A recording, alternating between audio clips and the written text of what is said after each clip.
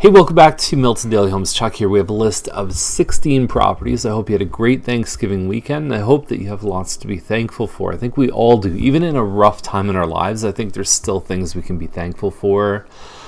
We delivered, I think, over 300 boxes of cupcakes to past clients. And, you know, we've had client parties and things where people have come to us, but we've never really gone out to them afterwards. We've called and emailed and stuff like that. But it was a really fun experience, all the way from the east end of Toronto, going west out to even as far as Cambridge, condos, houses, all kinds of stuff. It was awesome. It was a lot of fun to connect. And so if you received one of those boxes of cupcakes, it means you're a very special part of our lives, and we're very thankful to be a part of yours too. So let's get started with today's list. What I do is I click this price link right here, and that'll order them from low to high, which is the order we talk about them. Let's get started. Okay, so 1390 Main Street, number 210 is 262.8. And it's about 650 square feet. The photos aren't fantastic. I find in a unit like this, you can really make it look good with a good wide angle lens. There is a little bit of a nook here. It's large enough that you can, this is supposed to be an area for a dining room, but really most people end up eating on the couch anyway in a one-bedroom condo. So here's the thing. So if you're comparing this to rent, or just whatever, even if you're looking at, you know, potentially how much you could rent this place for, I would think you're probably $1,200–1,300 in rent for something like this. But let's say, so purchase price $262.8. If you put 5% down on this plus closing costs, so your downstroke on this would be somewhere around maybe $17,000 or $18,000 all in, down payment plus closing costs. And then your mortgage would be about $250. That ends up a mortgage of $250,000 right now is probably somewhere around, I'm going to say maybe around $1,100 for a mortgage payment. Plus, you also have taxes, so $1,312, so just over $100 a month. So let's call it $110 a month for your taxes. And then we have condo fees of $187. So that's up to $1,397. Now the other thing we look at is heat and hydro are not included. I usually budget about $50 a month for both of these. There's $100 right there. It puts you at $1,500. So can you rent it for $12 or $13? Sure. At the end of 20 or 25 years, you don't have anything. So that's the difference here. You get in, you've got some money in the bank. This is basically your out of pocket every month, and then you know that some of that money nets out and comes back to you, pays off your mortgage and reduces it down. But that's a simple comparison of what it's like to buy this place compared to renting. So the tenant's in there until December 1st, at which point someone could move in afterwards. Now, if you're looking for something a bit larger, there's also in the same complex a much larger unit, 1020 square feet for $345. We've seen the Windsors, so this is a Windsor corner. It has a nice little turret, but we've seen Windsors go up as high as like $360. So nice flooring. You know, there's your turret there. I think that looks awesome. I think that's something different that you don't see. Everything about condos is so boxy. So having people over, I find if there's that little impression that you make, it's a good thing. So there's a gym, there's a party room here, and under $350 for this size of condo. You don't see it very often. 2-bedroom, and you get the 2 full washrooms too. So even if you had a roommate, I mean, if we look at cost savings, we'll talk about a basement apartment later in the episode, but you might even be able to get a roommate for $500 or $600 a month, which can significantly reduce your out-of-pocket and make it seem a lot more like the 1-bedroom, but you get a lot more communal living space. Now 100 Millside is around the same price as the previous. It's a little bit bigger than the Bristol on Main condo. The fees are also a lot higher. Now they include extra stuff. They include heat, hydro. There's a pool in this building. It's a little bit of an older building. Actually, yesterday I took the kids and we walked right around Mill Pond and all through Rotary Park, and It's absolutely delightful. So if you've never done that, just start right over beside the gazebo. There's a little entrance to the path here, and you will have such an amazing time, especially now because the weather's nice. The leaves are changing color. Absolutely wonderful. But this one faces, so you can see the escarpment, you can see Mill Pond. You're on the 12th floor, so you got pretty good views. And yeah, it's really good. So here's the thing. So where you're at is the northwest corner of the building, and the southwest is really sunny. So you need some good blinds if you're on the south, because you just get sun all day long. This one is on the north end, so you still get the escarpment in Mill Pond.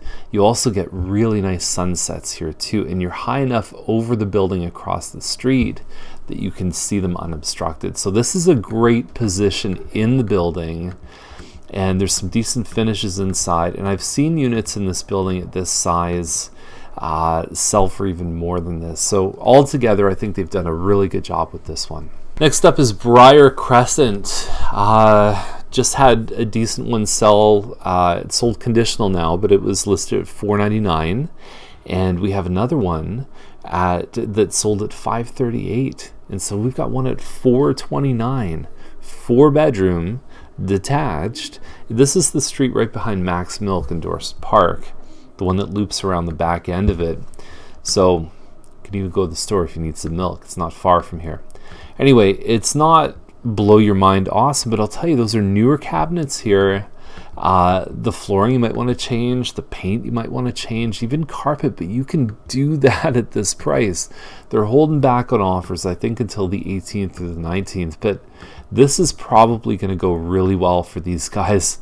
And if there's no major problems inside besides cosmetic, I would say that someone could probably even walk into this one and pay 20 or 30,000 more than asking price. Even semis have been going for 460, 470 down in Timberley. So they have a real opportunity here to sell for a heck of a lot more than they're listed for.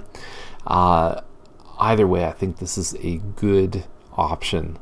Just don't go too high. Make sure you do your research and call us if you need help. Now, I don't want to take anything away from this home or what they're trying to do, but this is not my favorite floor plan on aired court. It is nice that they have the higher ceiling, so usually these have a 9-foot ceiling, but I find this room, this is it for your main floor, I find this room is very, very small. It's hard to position furniture. You do have a finished basement. I've seen this model sell for the high 4s without a finished basement. It just wouldn't be my first choice of layout, and aired court happens to be a nice street. So Heslop Road is 525. It's a bungalow, and I'm not sure, because it says it's a 1-car garage, so I'm not sure if the neighbor on this side is a bungalow and you're splitting that garage in half. I'm not sure. There's a door that goes right through, so that could be good for handyman or people with boats. You've got a reasonably updated home, laminate floors. The kitchen looks pretty good. Bedrooms are small, like we're talking 9x9 rooms, and then you've got a basement apartment downstairs, and even that kitchen looks better than most basement apartments. It's an older stove that I would probably replace, and even just the fridge too. You find it's cheap to get new appliances. Now, I read about something called stainless steel paint as well, so it'd be interesting if you had white appliances, if you could just paint them. I don't know how that would turn out. Hot tub in the back, there's your garage, and then you've got a lot that's 60 by 120, so it goes back pretty far. You know what, like it looks like it's priced in a reasonable spot. More original conditions, probably higher 4s. When you get better updates, you can be up in this range. Now here's the thing, rent the basement out for $800 a month. Remember we talked about it's about $500 for every $100,000 in a mortgage. So having a tenant that pays $800 a month, you could knock probably about close to $150,000 off what you paid here, and that would feel, so it would feel like you're paying, $375,000 for this home while a tenant is giving you, let's say, $800 a month. Maybe it's more, maybe it's less, but just as an example. So that can make something like this very attractive from a net cost perspective. So I like it. I think that it's got definitely some things to offer. Now, we talk about on Daily Homes that don't believe everything you read. Okay, so this is a Lindsay model, and it's a 3-bedroom Lindsay. Okay, there's some, apparently there's a stain in the living room, green tea stain. That's what it says in the broker's comments. So the slope ceiling on this one is usually the 3 bedrooms. So they didn't build above here. There is an elevation of this home where it's a flat ceiling and they built above. And that's the 1,800 square foot version.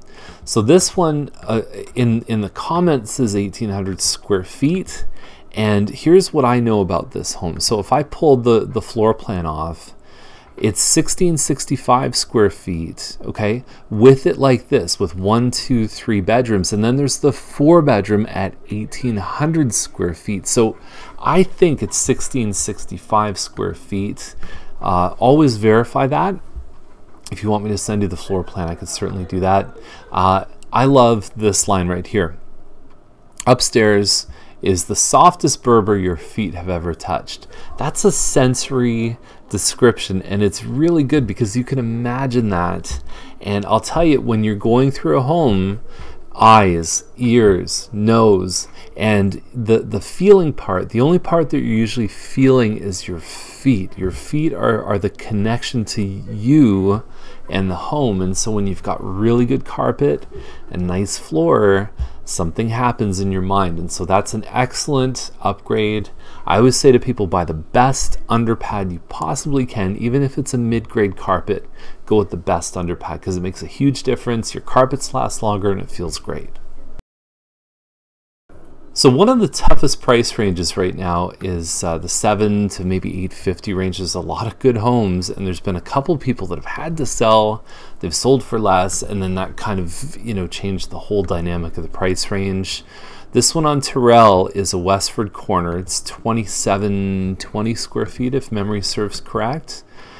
Separate living dining, which is nice, right? So you've got a dining, then there's a living room just behind the camera person. Not a cameraman or a camera woman, it's a camera person. And the border probably, it would have been nice if it came down, but it's not hard to do. Big long kitchen here with a movable island, and you got 4 bedrooms upstairs, plus there's a really nice communal space. And I think, yeah, I don't know if it shows it very well upstairs, but there's a little gathering space between the bedrooms that I think is an awesome area in this home. So $719 looks like definitely a good price. Terrell is one of those streets where this is probably the last, or the last listing on that street was probably years ago. Very low turnover street. Okay, last one up, Big Daddy, $2.6 million on Appleby line, and anywhere between probably 7,000 and 9,000. It means it's kind of hovering around Derry, and you're also generally on Appleby. You have really nice escarpment views too, in that kind of address range. It's a beautiful house, architecturally very impressive. You have 2 separate living areas, and so that can work, or it can sometimes hinder you instead of just having one big house. 7,000 square feet is a lot of space. You look at replacement cost and something like that, like just to build this home again is probably 1.4, 1.5. Then you add the land on. Lots of ways to value these homes. Here's the thing, they had it listed in you know, last year it was 2.6. 2 years ago it was like 4.5, which was just mind-boggling. I could never imagine it selling for that. 2.6, let's see what happens. It's been listed around this price before and hasn't sold. We've also seen the market in 2015 go up quite a bit. So that's the list I got to run. Have a great day, and again, hope you have a lot to be thankful for. We'll see you tomorrow with more Milton Daily Homes. Thanks for watching.